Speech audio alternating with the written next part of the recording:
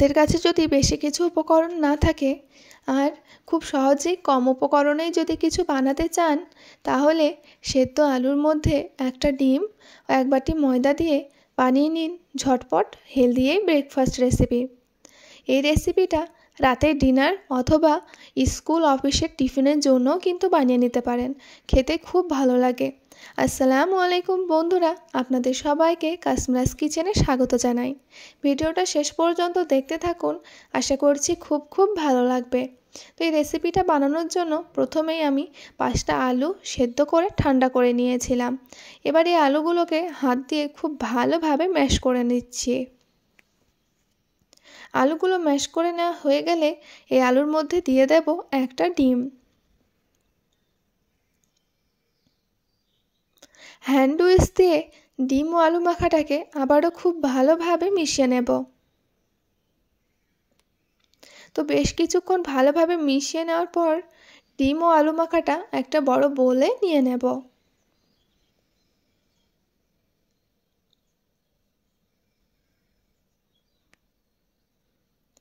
এবার ডিম ও আলু মাখাতে দিয়ে দেব 1 বাটি ময়দা। ময়দার সঙ্গেও ডিম ও আলুটাকে খুব ভালোভাবে মিশিয়ে নেব।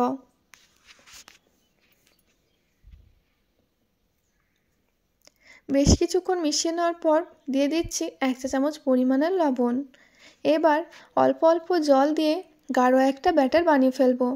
এখানে ব্যাটারটা কিন্তু খুব পাতলা করলে হবে না, একটু গাঢ় করে বানাতে হবে।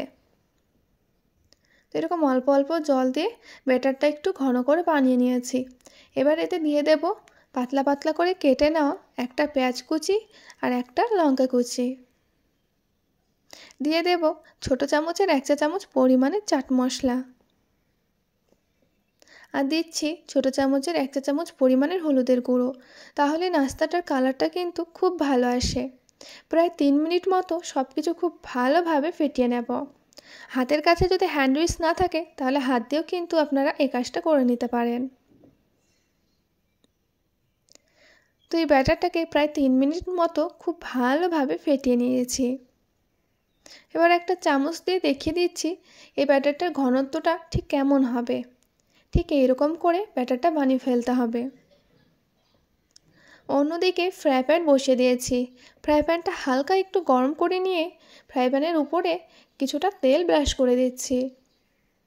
তো এখানে সয়াবিন তেলটা নিয়েছি। সয়াবিন তেলটা দিয়ে বানালে নাস্তাগুলো খেতে কিন্তু খুব ভালো লাগে।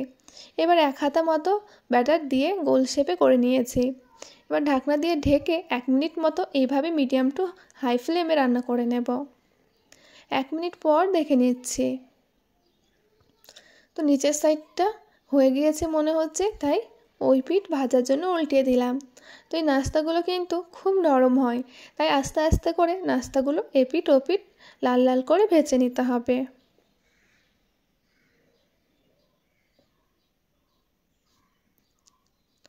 তো এই নাস্তাটা আমার খুব সুন্দর লাল লাল করে ভেজে নেওয়া হয়ে গেছে। এবার এই নাস্তাটাকে ফোল্ড করে নেব। এইরকম করে ফোল্ড করে নিলে নাস্তাটা কিন্তু দেখতেও খুব ভালো লাগে। তো এখানে আমি আরও একটা নাস্তা বানিয়ে দেখিয়ে দিচ্ছি। তো আবারও হালকা একটু তেল ব্রাশ করে নিতে হবে। তো খুব বেশি গরমে কিন্তু দেওয়া যাবে না, নাহলে এক জায়গাতেই লেগে থেকে যাবে। গ্যাসের ফ্লেম লোয়ে রেখে তবেই ব্যাটারটা দিতে হবে। আবারও 1 হাতা মতো ব্যাটার দিয়ে ভালোভাবে গোল করে নিয়ে 1 মিনিট মতো ঢাকনা দিয়ে ঢেকে দিয়েছিলাম। 1 মিনিট পর দেখুন কি সুন্দর নিচের সাইড লাল লাল করে ভাজা হয়ে গেছে। ওপর সাইড ভাজার জন্য উল্টে দিলাম। ওপর সাইড ভাজার সময় কিন্তু ঢাকনা দেওয়ার একদমই দরকার নেই, এইরকম করে লাল লাল করে ভেজে নিলেই হবে। তো একইভাবে বাকি সব নাস্তাগুলো বানিয়ে ফেলবো। তো এখানে আমার এই নাস্তাটাও বানানো হয়ে গেছে, ফোল্ড করে নিচ্ছি। তো এখানে আমার সবগুলোই নাস্তা বানানো হয়ে গেছে। মাশাআল্লাহ, দেখতে যতটা সুন্দর হয়েছে খেতেও কিন্তু অসম্ভব মজাদার হয়েছিল। আপনারা বাড়িতে অন্তত এরকম করে একবার ট্রাই করতে পারেন, দেখবেন খুবই ভালো লাগবে। এই নাস্তাগুলো একবার বানালে বারবার বানাতে ইচ্ছা করে। আর নাস্তাগুলো খুব নরমও হয়, খেতেও খুব ভালো লাগে। আর ভিডিওটা ভালো লেগে থাকলে ভিডিওটিতে লাইক করে দিন।